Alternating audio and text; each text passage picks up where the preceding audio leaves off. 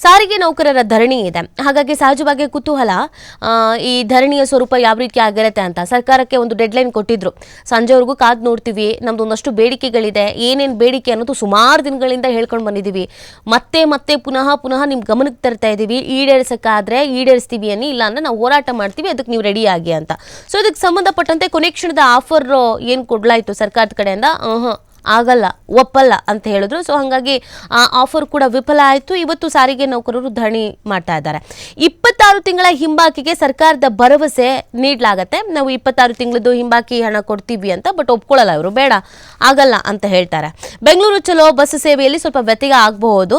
ತೀರಾ ಸಮಸ್ಯೆ ಆಗದೆ ಇದ್ರೂ ಒಂದು ಸ್ವಲ್ಪ ಮಟ್ಟಿಗಂತೂ ಖಂಡಿತವಾಗಿಯೂ ಸಮಸ್ಯೆ ಆಗಬಹುದಾದ ಸಾಧ್ಯತೆ ಇದೆ. ಬಟ್ ಅವರು ಪ್ಲಾನ್ ಮಾಡ್ಕೊಂಡಿದ್ದಾರೆ, ಜನರಿಗೇನು ಸಮಸ್ಯೆ ಆಗಬಾರ್ದು, ಓಡಾಡೋರಿಗೆ ಯಾವುದೇ ರೀತಿಯಾದಂಥ ಸಮಸ್ಯೆ ಆಗಬಾರ್ದು ಅಂತ ಅವರು ಪ್ಲಾನ್ ಮಾಡ್ಕೊಂಡಿದ್ದಾರೆ. ಬಟ್ ಹೇಳಕ್ಕಾಗಲ್ಲ, ಅಂದ್ರೆ ರಜದಲ್ಲಿರೋರು ಮಾತ್ರ ಭಾಗಿಯಾಗಿ ಇನ್ನೊಂದು ಮತ್ತೊಂದು ಅಂತೆಲ್ಲ ಹೇಳ್ತಾ ಇದ್ರು. ಸ್ವಲ್ಪ ಮಟ್ಟಿಗೆ ಬಸ್ನಲ್ಲಿ ನಾರ್ಮಲ್ ಆಗಿ ಏನು ಓಡಾಡ್ತಾ ಇರ್ತಿತ್ತು ಆ ಥರ ಓಡಾಡೋದು ಡೌಟ್ ಇದೆ.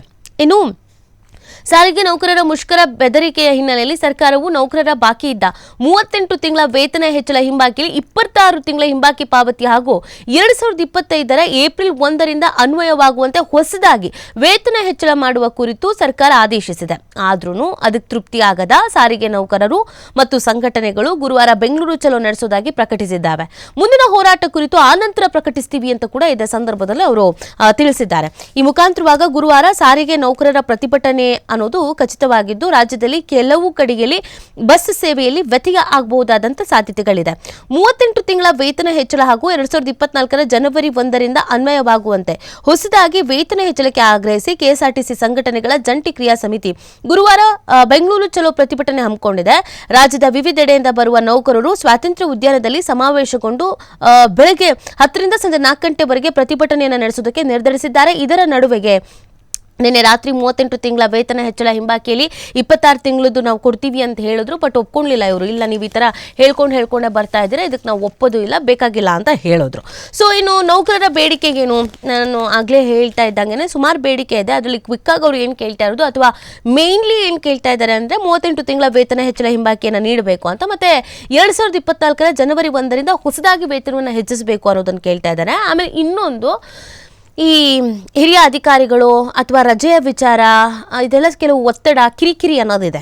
ಅದು ಮಾನಸಿಕವಾಗಿಯೂ ಕೂಡ ಸ್ಟ್ರೆಸ್ ಅಂತ ಅನ್ನಿಸ್ತಾ ಇದೆ. ಅದನ್ನೆಲ್ಲ ಮಾಡಬಾರ್ದು ಅನ್ನೋದನ್ನು ಕೂಡ ಕೇಳ್ಕೊಳ್ತಾ ಇದ್ದಾರೆ. ಇನ್ನು ಕರ್ತವ್ಯಕ್ಕೆ ಇವತ್ತು ಗೈರಾದರೆ ವೇತನ ಕಟ್ ಮಾಡ್ತೀವಿ ಅಂತ ನಿಗಮಗಳು ಬೇರೆ ಎಚ್ಚರಿಕೆ ಕೊಟ್ಟಿರೋದು. ಸಾರಿಗೆ ನೌಕರರು ಬೆಂಗಳೂರು ಚಲೋದಲ್ಲಿ ನೌಕರರು ಪಾಲ್ಗೊಳ್ಳದಂತೆ ನಿಗಮಗಳು ಈಗಾಗಲೇ ತನ್ನ ನೌಕರರಿಗೆ ಸೂಚನೆ ನೀಡಿದೆ.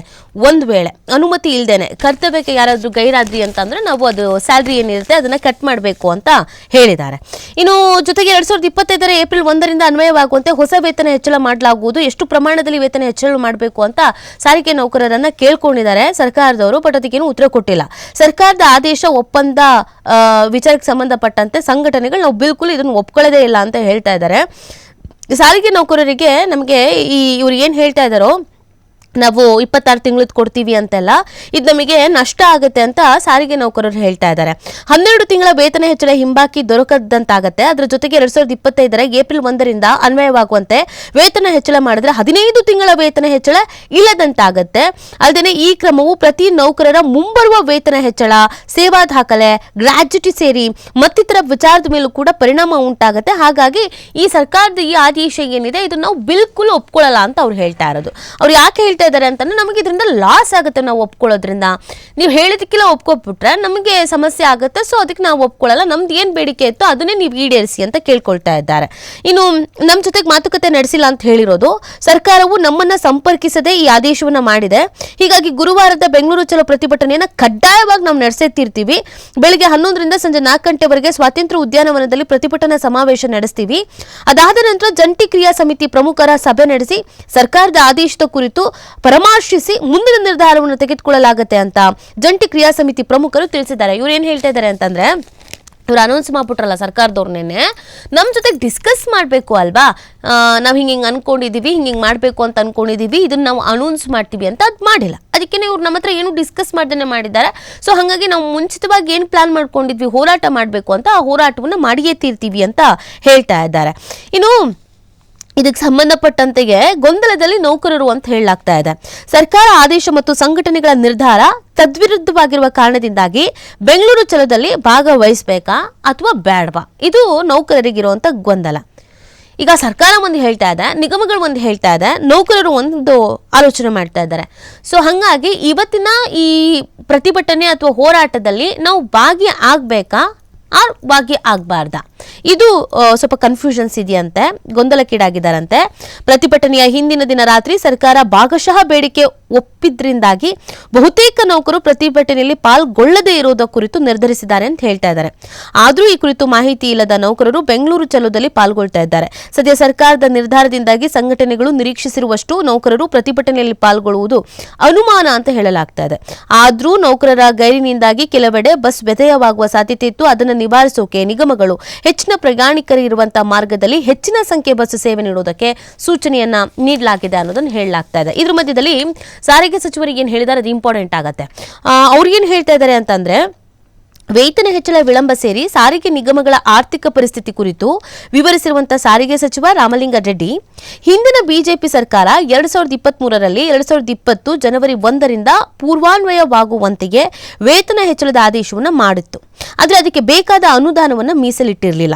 ಆದರೂ ಕಾಂಗ್ರೆಸ್ ಸರ್ಕಾರ ಅಧಿಕಾರಕ್ಕೆ ಬಂದ ನಂತರ ಶ್ರೀನಿವಾಸ ಮೂರ್ತಿ ಏಕಸದಸ್ಯ ಸಮಿತಿಯನ್ನು ರಚಿಸಿ ಆ ಸಮಿತಿ ಶಿಫಾರಸಿನಂತೆ ವೇತನ ಹೆಚ್ಚಳ ಹಿಂಬಾಕಿ ಪಾವತಿಗೆ ನಿರ್ಧರಿಸಿ ನಾವು ಅದಕ್ಕೆ ಅಂತ ಒಂದಷ್ಟು ದುಡ್ಡನ್ನ ಬಿಡುಗಡೆ ಮಾಡಲಾಗಿದೆ ಅನ್ನೋದನ್ನು ಹೇಳ್ತಾ ಇದ್ದಾರೆ.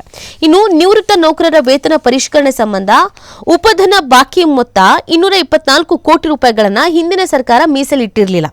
ಆದರೂ ಅದನ್ನು ಬಿಡುಗಡೆ ಮಾಡಿದೆ ನಮ್ಮ ಸರ್ಕಾರ. 3510 ಕೋಟಿ ರೂಪಾಯಿ ವೆಚ್ಚದಲ್ಲಿ ಹೊಸದಾಗಿ 7800 ಬಸ್ಗಳನ್ನ ನಿಗಮಗಳಿಗೆ ಸೇರ್ಪಡೆ ಮಾಡಿ 10,000 ಹೊಸ ನೇಮಕಾತಿಯನ್ನು ಮಾಡಲಾಗಿದೆ ಅಂತ ಹೇಳಿದ್ದಾರೆ. 2019-23ರ ಅವಧಿಯಲ್ಲಿ 4,900 ಕೋಟಿ ರೂಪಾಯಿ ಭವಿಷ್ಯ ನಿಧಿ ಮತ್ತು ಡೀಸೆಲ್ ಬಾಕಿ ಪಾವತಿಸಬೇಕಾಗಿತ್ತು. ಅದಕ್ಕಾಗಿ 2,000 ಕೋಟಿ ರೂಪಾಯಿ ಸಾಲ ಪಡೆಯುವುದಕ್ಕೆ ಸಾರಿಗೆ ನಿಗಮಗಳಿಗೆ ಅನುಮತಿಸಿದೆ. ಆ ಸಾಲವನ್ನು ಸರ್ಕಾರವೇ ಪಾವತಿಸ್ತಾ ಇದೆ. ಇನ್ನು ಸಾರಿಗೆ ನಿಗಮಗಳ ಆರ್ಥಿಕ ಪರಿಸ್ಥಿತಿಯನ್ನು ಅರಿತು ಕಳೆದ 2 ವರ್ಷಗಳಲ್ಲಿ ವಾಹನ ತೆರಿಗೆ ಪಾವತಿಯಿಂದ ವಿನಾಯಿತಿ ನೀಡಿದ್ದೀವಿ. ಆರ್ಥಿಕ ಸಂಕಷ್ಟಗಳ ನಡುವೆಯೂ ಸರ್ಕಾರ ನೌಕರರ ಹಿತರಕ್ಷಣೆ ಮಾಡುವ ಕೆಲಸ ಮಾಡಿದ್ದು, ಯಾವುದೇ ಪ್ರತಿಭಟನೆಯಲ್ಲೂ ಪಾಲ್ಗೊಳ್ಳಬಾರದು ಅಂತ ಅವ್ರು ಮನವಿ ಮಾಡ್ಕೊಳ್ತಾ ಇದ್ದಾರೆ ಸಾರಿಗೆ ಸಚಿವರು. ನಮಗೆ ಅನುದಾನ ಇಲ್ಲದೆ ಇದ್ರು ಹಿಂದಿನ ಬಿಜೆಪಿ ಸರ್ಕಾರದವ್ರು ನಿಮಗೆ ಒಂದಷ್ಟು ಆಶ್ವಾಸನೆ ಕೊಟ್ಟರು, ಭರವಸೆ ಕೊಟ್ಟರು, ಬಟ್ ಅದಕ್ಕೆ ಬೇಕಾಗಿರುವಂಥ ಅನುದಾನವನ್ನೆಲ್ಲ ಇಡ್ಲೇ ಇಲ್ಲ. ಬಟ್ ನಾವು ಅದನ್ನೆಲ್ಲ ಪೂರೈಸೋ ಕೆಲಸವನ್ನ ಮಾಡಿದ್ದೀವಿ. ಹೀಗಿದ್ರೂ ನೀವು ಪ್ರತಿಭಟನೆಯನ್ನ ಮಾಡೋದು ಸೂಕ್ತ ಅಲ್ಲ, ಪ್ರತಿಭಟನೆಯನ್ನ ಮಾಡಬೇಡಿ ಅಂತ ಸಾರಿಗೆ ಸಚಿವರು ಮನವಿ ಮಾಡ್ಕೊಳ್ತಾ ಇದ್ದಾರೆ. ಬಟ್ ನಾವು ಪ್ರತಿಭಟನೆಯನ್ನ ಮಾಡಿಯೇ ತೀರ್ತೀವಿ ಅಂತ ಹೊರಟಿರೋದ್ರಿಂದ ಇವತ್ತಿನ ಪ್ರತಿಭಟನೆ ಎಷ್ಟು ಮಟ್ಟಿಗೆ ಎಫೆಕ್ಟಿವ್ ಆಗಿರತ್ತೆ ಅನ್ನೋದನ್ನ ನೋಡ್ಬೇಕಾಗತ್ತೆ. ಮತ್ತೆ ಸಂಜೆ 4 ಗಂಟೆ ತನಕ ಪ್ರತಿಭಟನೆ ಅಂತ ಹೇಳಿದ್ದಾರೆ ಅಲ್ಲ, ಸೊ 4 ಗಂಟೆ ನಂತರ ಏನಾಗತ್ತೆ ಅಂದ್ರೆ ಮತ್ತೆ ಮಾತುಕತೆ ನಡೆಯೋದು, ಸಂಧಾನ ನಡೆಯುವಂಥದ್ದು, ಮತ್ತೆ ಬೇಡಿಕೆ ಇಡೋದು, ಅಥವಾ ಬೇಡಿಕೆಯಲ್ಲಿ ಒಂದು ಸ್ವಲ್ಪ ಮಟ್ಟಿಗೆ ಓಕೆ ಫೈನ್ ನೀವು ಇಲ್ಲಿವರೆಗೂ ಬಂದಿದ್ದೀರಾ, 26 ತಿಂಗಳು ಅಂತ ಹೇಳ್ತಿದ್ದೀರಾ, ನಾವೊಂದಿಷ್ಟು ಅಂತ ಹೇಳ್ತಾ ಇದ್ದೀವಿ, ಈ ಥರದ್ದು ಏನಾದರೂ ಮಾತಾಡ್ಕೊಳ್ತಾರಾ, ಬಗೆಹರಿಸ್ಕೊಳ್ತಾರಾ, ಏನಾಗುತ್ತೆ ಅನ್ನೋದನ್ನ ಕಾದ್ ನೋಡ್ಬೇಕಾಗತ್ತೆ. ಬಟ್ ಈ ಸರ್ಕಾರಕ್ಕಂತೂ ಸಾರಿಗೆ ನೌಕರರ ಪ್ರತಿಭಟನೆ ಹೋರಾಟ ಇದು ಹೊಸದೇನಲ್ಲ. ಸೊ ಈ ಸರ್ಕಾರ ಅಧಿಕಾರಕ್ಕೆ ಬಂದಕ್ಕಿಂತ ಮುಂಚೆಯಿಂದಲೂ ಇದು ಶುರು ಆಗಿದೆ. ಹಾಗಾಗಿ ಹೇಗೆ ಮನವೊಲಿಸ್ಕೊಳ್ತಾರೆ ಅನ್ನೋದನ್ನ ನೋಡ್ಬೇಕಾಗತ್ತೆ.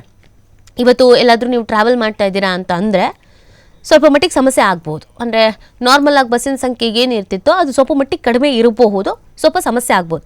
ತೀರಾ ಬಸ್ಸೇ ಓಡಾಡಲ್ಲ ಅನ್ನೋ ಥರ ಅಲ್ಲ, ಸ್ವಲ್ಪ ಹೆಚ್ಚು ಕಮ್ಮಿ ಆಗ್ಬೋದು, ಸ್ವಲ್ಪ ನೋಡ್ಕೊಳ್ಳಿ.